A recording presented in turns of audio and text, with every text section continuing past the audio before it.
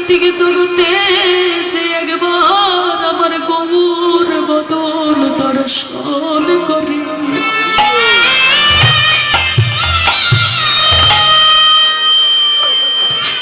তার যে আমা বলতে জগৎ মাঝে কিছু থাকে না।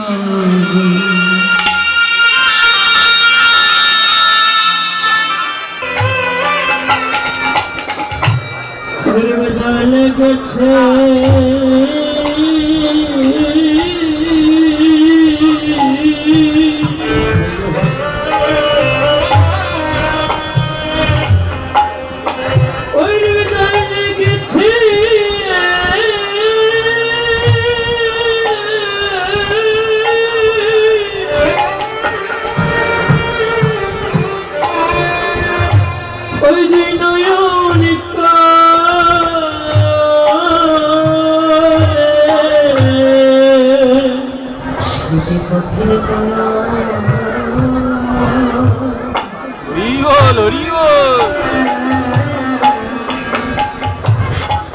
কাঙাল হয়ে যাইবে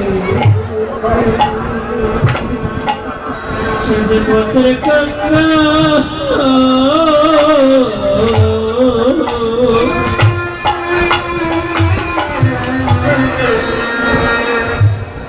হয়ে যায় রে শেষ পথের কান্না।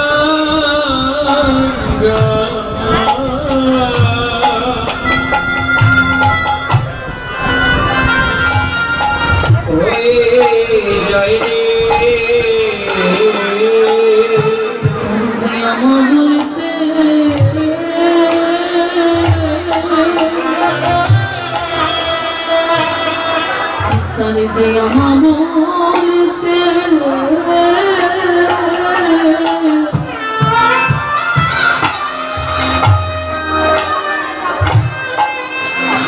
আমার বলতে কিছু থাকে,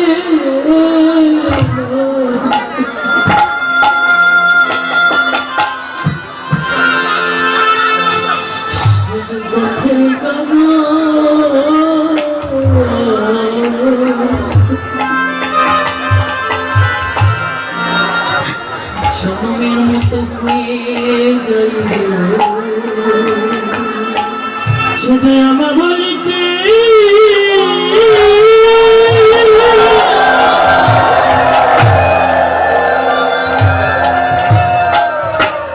আমার বলিতে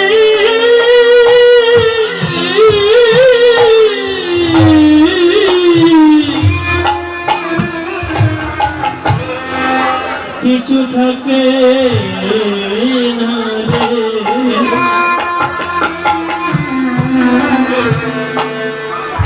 সুরে পথে কান্না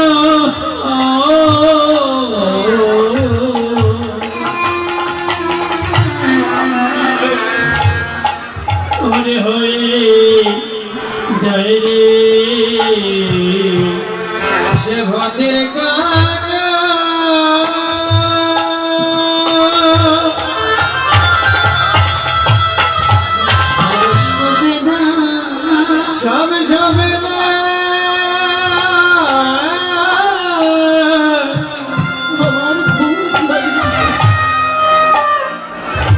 গোবিন্দ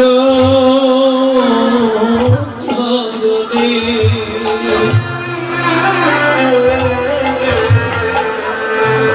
সে যে পথের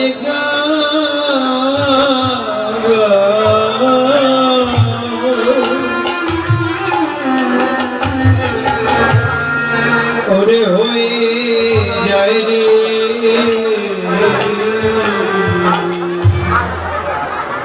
ওই রূপে যেই একবার নয়ন দিয়েছিল, ওই রূপে যেই একবার নয়ন দিয়েছিল সে যে আর ভালো থাকতে পারে না। ওই রূপে যেই একবার নয়ন দিয়েছে সে যে আর ভালো থাকতে পারে না। আজকে দেখুন যাকে ভালোবেসে আপনারা দূর দূরান্ত হতে ছুটে এসেছে, মায়ার সংসারকে পরিত্যাগ করে কর্মে ব্যস্ততার মধ্যেও আপনারা ছুটে এসেছেন যার কথা শুনে, যে মানুষটা কথা শুনবেন বলে ছুটে এসেছে। কেবল কি তাকে দেখবেন বলে এসেছে? যার কথা শুনে এসেছে এটা মনে করে এসেছে যে মানুষটার কথা শুনে আমরা যাচ্ছি, তাকে দেখতে না পাবো, অন্তত তার মুখের কথা দূরের কথা শুনলেও তো পার্বতী রূপের কথা দূরের কথা শুনলেও তো হৃদয় আনন্দ হয়। আজকে ওকে নয়ন দিয়ে এই জগতে কত কত জন পথে কাঙ্গাল হয়ে গেল, কত কত জন পথে কাঙ্গাল হয়ে গেল। আজকে এই বাংলার মাটিতে যে আমাদের জন্মগ্রহণ হয়েছে, জন্ম নিয়েছি আমরা, আমাদের সকলের জন্মটাকে ধন্য মানতে হবে। এখানে আমরা যারা এসেছি কিংবা নাই এসেছি, যাদের জন্ম হয়েছে আমাদের বাংলার মাটিতে, আমাদের সকলের জন্মটা ধন্য মানতে হবে। কেন নাই আমাদের বাংলার মাটিতেই জন্মগ্রহণ করেছিলেন ভক্তির মহাজন নরোত্তম দাস ঠাকুর মহাশয়।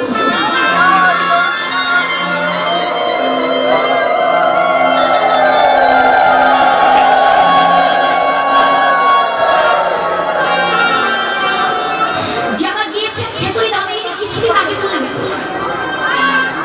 যারা গিয়েছেন খেজুরি ধামে হয়তো দেখে এসেছে শত শত বিঘা জমির মালিক নরোত্তম দাস। এখনো পর্যন্ত শত শত বিঘা জমি সেখানে বিদ্যমান। রাজার ছেলে ছিল নরোত্তম, শুধুমাত্র আমার গৌরকে ভালোবেসে, আমার নিত্যানন্দকে ভালোবেসে, গৌর প্রাণ গৌর বলে সে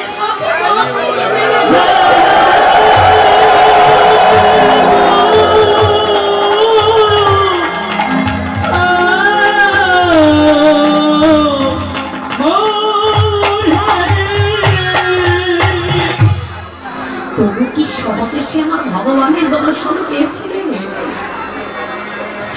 সেই শিশুকালে সকল কিছুকে পরিত্যাগ করে গৌর গৌর বলে মাথা কেটেছিলেন, তবু কি সে সহজে আমার গৌরের কৃপা পেয়েছে? সম্ভব নয় বাবা। কেন সম্ভব নয়? না, এই জাগতিক জগতে যতক্ষণ এই যে কুলের অহংকার, কুলের গৌরবটা না যাচ্ছে,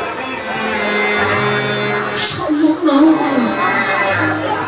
এই জাগতিক জগতে যদি কুলের অহংকার, কুলের গৌরবটা কারোর মধ্যে থাকে, সে কোনোদিন আমার ভগবানের কৃপা পাবে না, কোনোদিন আমার ভগবানের শ্রীমত পর্যন্ত সে পৌঁছাতে পারবে না। কেননা শাস্ত্রে বললেন ভক্তি যার ভগবান, ভক্তি যার ভগবান তার। ও মাইরা, আপনারা হয়তো শুনেছেন কুরুক্ষেত্রের যুদ্ধের কথা। ধৃতরাষ্ট্র কি ছিল না তার ঘরে? কোটি কোটি টাকার সম্পদ ছিল, লক্ষ লক্ষ সৈন্যবল ছিল, কত রাজ ঐশ্বর্য বৃত্ত প্রতিপত্তি, কত কিছু তার যুদ্ধে ছিল। কিন্তু তবু কি যুদ্ধে জয়ী হতে পেরেছিল? শুধু যুদ্ধেই নয়, কোন দিনের জন্য, একটি বারের জন্য আমার ভগবানের সেবাটা সে পর্যন্ত দিতে পারে না। তার ঘরে কি ছিল না? অথচ ওই হস্তিনাপুরের দাসীপুত্র, যার নাম ছিল ভক্ত বিদুর, বিদুরকে ডাকতে হয়নি। আমার ভগবান নিজে ছুটে গিয়েছিলেন বিদুরের ওই ভগবান, ওদের অন্ন রান্না আমার ভগবান সেবা করেছিলেন। বিদুরের স্ত্রী ভগবানকে কাছে পেয়ে আত্মস্মৃতি হারা হয়ে গেল। কি করবে আমার ভগবান? কেমন করে সেবা দেবে আমার ভগবান? তাই ঘরে ছুটতে ছুটতে গিয়ে সে দেখতে পেল কিছু অপুষ্ট কলা ছিল ঘরে। ওই অপুষ্ট কলাগুলো এনে, কলার খোসা ছাড়িয়ে, কলা ফেলে দিয়ে ওই কলার খোসা আমার ভগবানের বদলে ধরেছিল। কে না কে নাও ভগবান, কে নাও ভগবান, তুমি আমাকে যা দিয়েছ আমি তো তোমায় তাই দান করবো ভগবান। তোমাকে যে অতিরিক্ত করে বস্তু আমি দান করবো, সেই বস্তুটি আমি অর্জন করতে পারি নাই ভগবান। তুমি আমায় যা দান করেছো আমি তো তোমায় তাই দান করবো ভগবান। তাই সত্য বললেন ভক্তি যার ভগবান তার, ভক্তি যার ভগবান তার সর্বশাস্ত্রে নয়, ভক্তি না থাকিলে ওই কৃষ্ণ কি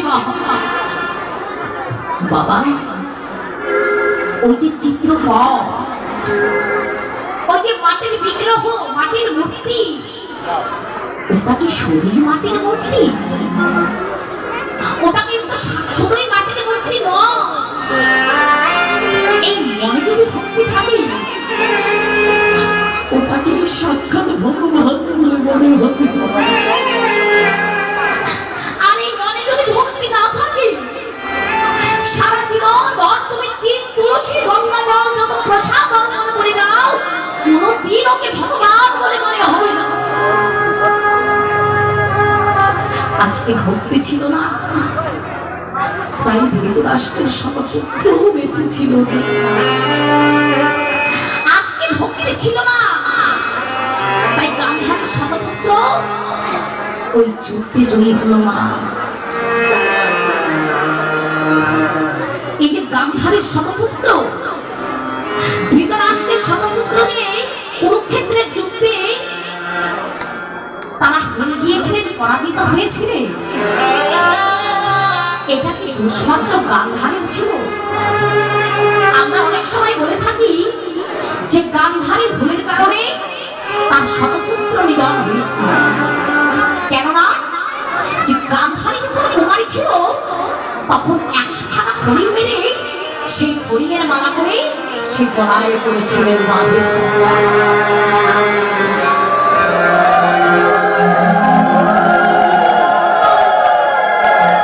কিন্তু আসল তথ্যখানা কি এটা? আসল তথ্যখানা কিন্তু এটা নয়। দুর্বাসা মুনি, তেজস্বী ঋষি, তিনি একদিন গিয়েছিলেন কুন্তী মায়ের ঘরে সেবা নিতে বলে। কুন্তী মাকে ডেকে বলেছিল, মারে আমি তোর ঘরে সেবা নিব রে মা। কুন্তী দেবী বলেছিলেন, প্রভু আপনি আমার ঘরে সেবা নেবেন? প্রভু আমি এখনই আপনার সেবার আয়োজন করছি, আপনি বিশ্রাম করুন। দুর্বাসা মুনি বলেছিল, হ্যাঁ রে মা, তুই যে আমাকে সেবা দিবি আমি তোর কাছ থেকে সেবা নেব, আমি যে এভাবে তোর কাছ থেকে সেবা নেব না, আমি তোর কাছ থেকে সেবা নেব, কিন্তু আমার সেবার মাঝে শর্ত আছে কি না, তুই যদি 100 ভাগে রান্না করে 100খানা স্বর্ণ পাত্রে রাখতে পারিস তবেই আমি তোর ঘরে সেবা দেব। কুন্তী বলেছিল, প্রভু তথাস্তু, আপনি বিশ্রাম করুন, আমি আপনার সেবার আয়োজন করছি। 100 ভাগে রান্না করেছিল কুন্তী, 99খানা স্বর্ণ পাত্র সে জোগাড় করতে পেরেছিল, কিন্তু শুধুমাত্র একটি স্বর্ণ পাত্র সে জোগাড় করতে পারে না। এটাই তো ভগবানের পরীক্ষা। ভক্ত যে ভগবানকে ভালোবাসে, এটাই তো ভগবানের পরীক্ষা। যে কিনা 100 ভাগে রান্না করতে পারলো, 99খানা স্বর্ণ পাত্র জোগাড় করতে পারলো, সে কি আরেকটি স্বর্ণ পাত্র জোগাড় করতে পারতো না? কুন্তী একটি স্বর্ণ পাত্র জোগাড় করতে পারে না, সে স্বর্ণ পাত্রের মধ্যে ফেলে রাখার কথা ছিল। দুর্বাসা তেজস্বী ঋষি জানতে পেরে ছুটে চলে যাচ্ছে। কুন্তী দেবী ছুটে গিয়ে ছুটতে গিয়ে ওই জলান্তখানা ভক্তের মাঝে জড়ায় রইয়া যায়।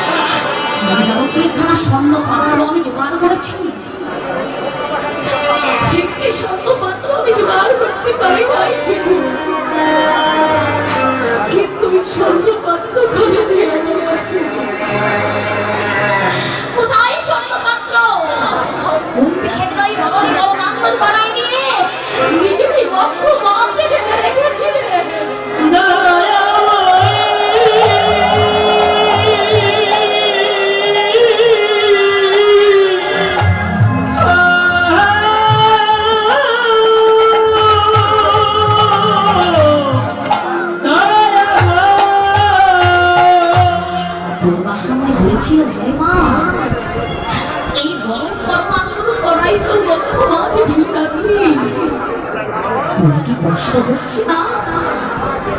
তোর কি যন্ত্রণা হচ্ছে না? ভক্তি করেছিল প্রভু, আমার গোবিন্দের লাগবে, আমার কিছু হবে না।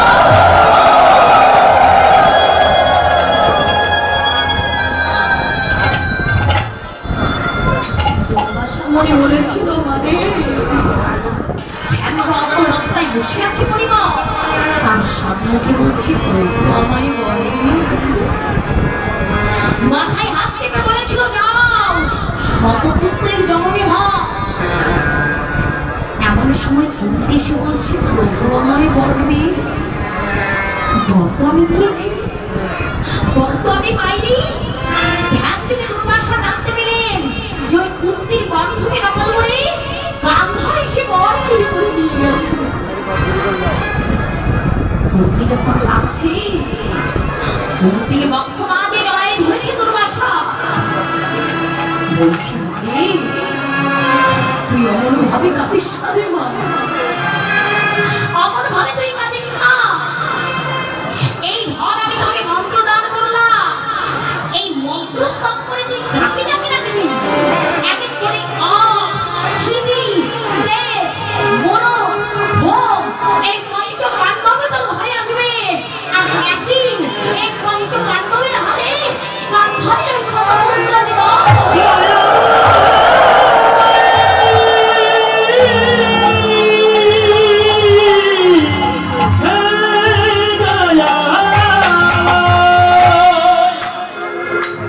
ছিল তাই বাবা, ওই কৌরবগণ পঞ্চ পাণ্ডবের হাতে নিধন হয়েছিল।